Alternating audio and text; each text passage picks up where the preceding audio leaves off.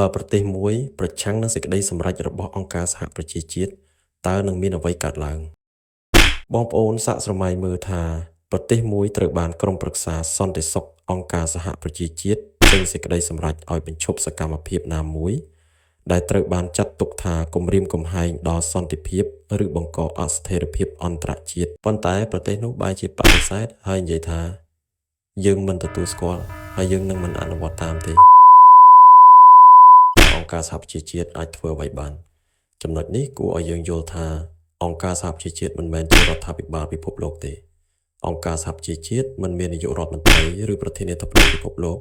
ដែលអាចបញ្ជាប្រទេសទាំងអស់បាននោះទេប៉ុន្តែនៅក្នុងប្រព័ន្ធរបស់អង្គការសហប្រជាជាតិមានស្ថាប័នដ៏សំខាន់មួយគឺក្រុមប្រឹក្សាសន្តិសុខអង្គការសហប្រជាជាតិដែលមានតួនាទីសំខាន់ក្នុងការថែរក្សាសន្តិភាពនិងសន្តិសុខអន្តរជាតិតាមមាត្រា25នៃធម្មនុញ្ញអង្គការសហប្រជាជាតិរដ្ឋជាសមាជិកបានព្រមព្រៀងទទួលយកនិងអនុវត្តសេចក្តីសម្រេចរបស់ក្រុមប្រឹក្សាសន្តិសុខស្របតាមធម្មនុញ្ញដូច្នេះប្រសិនបើក្រុមប្រឹក្សាសន្តិសុខចេញសេចក្តីសម្រេចដែលមានលក្ខណៈបង្ខំហើយប្រទេសមួយមិនព្រមអនុវត្តវាអាចនាំទៅរកវិធានការកាន់តែធ្ងន់ធ្ងរជំហានដំបូងអាចជាការទាមទារឲ្យប្រទេសនោះអនុវត្តវិធានការបណ្ដោះអាសន្នដើម្បីកុំឲ្យស្ថានភាពកាន់តែធ្ងន់ធ្ងរប្រសិនបើស្ថានភាពត្រូវបានកំណត់ថាជាការគំរាមកំហែងដល់សន្តិភាពការរំលោភសន្តិភាពឬអំពើឈ្លានពានក្រុមប្រឹក្សាសន្តិសុខអាចចាត់វិធានការតាមជំពូកទី7នៃធម្មនុញ្ញបន្ទាប់មកអ្វីអាចកើតឡើងមួយគឺការដាក់ទណ្ឌកម្មសេដ្ឋកិច្ចនិងហិរញ្ញវត្ថុក្រុមប្រឹក្សាសន្តិសុខអាចដាក់ទណ្ឌកម្មដែលមិនប្រើកម្លាំងយោធាដូចជាការរឹតបន្តឹងពាណិជ្ជកម្មការហាមឃាត់អាវុធការហាមឃាត់ធ្វើដំណើរការរឹតបន្តឹងទ្រព្យសម្បត្តិឬវិធានការហិរញ្ញវត្ថុផ្សេងៗនិយាយឲ្យងាយយល់គឺប្រទេសដែលមិនអនុវត្តតាមអាចចាប់ផ្ដើមប្រឈមនឹងសម្ពាធពីសហគមន៍អន្តរជាតិដោយប្រទេសជាសមាជិកផ្សេងៗអាចត្រូវអនុវត្តវិធានការដាក់ទណ្ឌកម្មតាមសេចក្តីសម្រេចរបស់ក្រុមប្រឹក្សាសន្តិសុខពីការរឹតបន្តឹងសេដ្ឋកិច្ចវាអាចបន្តទៅដល់ការកាត់ផ្តាច់ទំនាក់ទំនងការទូត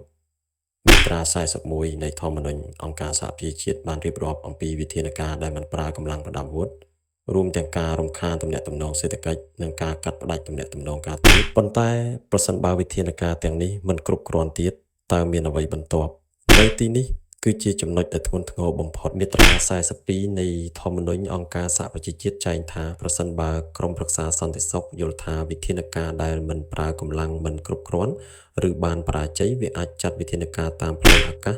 សមុទ្រឬដីគោកដើម្បីរក្សាឬស្ដារសន្តិភាពនិងសន្តិសុខអន្តរជាតិវិធានការនោះអាចរួមមានប្រតិបត្តិការយោធាឬការបិទផ្លូវសមុទ្រប៉ុន្តែនេះមិនមានន័យថាអង្គការសហប្រជាជាតិមានកងទ័ពផ្ទាល់ខ្លួនដែលអាចបញ្ជាទៅវិញប្រទេសណាមួយភ្លាមៗនោះទេការអនុវត្តវិធានការដោយកម្លាំងត្រូវពាក់ព័ន្ធនឹងសមាជិករបស់អង្គការសហប្រជាជាតិនិងការសម្រេចរបស់ក្រុមប្រឹក្សាសន្តិសុខធម្មនុញ្ញក៏មានចែងអំពីការផ្ដល់កងកម្លាំងជំនួយនិងសម្ភារៈដោយរដ្ឋសមាជិកសម្រាប់សកម្មភាពដែលក្រុមប្រឹក្សាសន្តិសុខសម្រេចហើយមានចំណុចមួយទៀតដែលសំខាន់ខ្លាំងណាស់មិនមែនរាល់សេចក្តីថ្លែងការណ៍ឬសេចក្តីណែនាំរបស់អង្គការសហប្រជាជាតិសុទ្ធតែមានន័យថាប្រទេសមួយត្រូវប្រឈមនឹងការប្រើកម្លាំងទេអំណាចនិងផលវិបាកអាស្រ័យលើប្រភេទសេចក្តីសម្រេចនិងមូលដ្ឋានច្បាប់ដែលក្រុមប្រឹក្សាសន្តិសុខបានប្រើជាពិសេសនៅក្រោមជំពូកទី7ការសម្រេចរបស់ក្រុមប្រឹក្សាសន្តិសុខក៏អាស្រ័យលើការបោះឆ្នោតរបស់សមាជិកក្រុមប្រឹក្សាសន្តិសុខនិងច្បាប់ស្តីពីការបោះឆ្នោតដែលមានចែងក្នុងមាត្រា27ដូច្នេះប្រសិនបើប្រទេសមួយនិយាយថាខ្ញុំមិនខ្លាចអង្គការសហប្រជាជាតិទេវាមិនមានន័យថាអ្វីៗនឹងបញ្ចប់ត្រឹមពាក្យសម្ដីនោះទេប្រសិនបើមានសេចក្តីសម្រេចដែលមានលក្ខណៈបង្ខំឲ្យប្រទេសនោះមិនអនុវត្តវាអាចប្រឈមនឹងការកើនឡើងនៃសម្ពាធអន្តរជាតិចាប់ពីការដាក់ទណ្ឌកម្មសេដ្ឋកិច្ចហិរញ្ញវត្ថុនិងការទូតរហូតដល់វិធានការផ្សេងៗដែលកាន់តែធ្ងន់ធ្ងរប៉ុន្តែការឈានទៅដល់ប្រើកម្លាំងយោធាមិនមែនជារឿងស្វ័យប្រវត្តិទេវាអាស្រ័យលើការសម្រេចរបស់ក្រុមប្រឹក្សាសន្តិសុខស្ថានភាពជាក់ស្ដែងនិងការចូលរួមរបស់រដ្ឋសមាជិកអ្វីដែលយើងគួរយល់គឺអង្គការសហប្រជាជាតិបង្កើតឡើងដើម្បីជួយការពារសន្តិភាពនិងសន្តិសុខអន្តរជាតិហើយប្រព័ន្ធរបស់វាត្រូវបានបង្កើតឡើងដើម្បីឲ្យមានវិធីសាស្ត្រជាច្រើនក្នុងការដោះស្រាយវិបត្តិមុននឹងឈានដល់ការប្រើកម្លាំងដូច្នេះប្រសិនបើប្រទេសណាមួយប្រឈមនឹងសេចក្តីសម្រេចរបស់ក្រុមប្រឹក្សាសន្តិសុខវាមិនមែនមានន័យថាថ្ងៃស្អែកអង្គការសហប្រជាជាតិនឹងបញ្ជាទ័ពទៅវាយភ្លាមៗនោះទេ តែប្រសិនបើសេចក្តីសម្រេចនោះជាវិធានការដែលមានលក្ខណៈបង្ខំហើយប្រទេសនោះបន្តមិនអនុវត្តវាអាចធ្វើឲ្យប្រទេសនោះប្រឈមនឹងសម្ពាធនិងវិធានការអន្តរជាតិកាន់តែខ្លាំងឡើងហើយនេះហើយជាមូលហេតុដែលសេចក្តីសម្រេចរបស់ក្រុមប្រឹក្សាសន្តិសុខអង្គការសហប្រជាជាតិមិនមែនគ្រាន់តែជាពាក្យសម្ដីទេ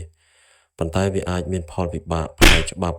ការទូតសេដ្ឋកិច្ចនិងក្នុងករណីធ្ងន់ធ្ងរអាចឈានទៅដល់វិធានការដែលមានការប្រើកម្លាំងតាមច្បាប់អន្តរជាតិ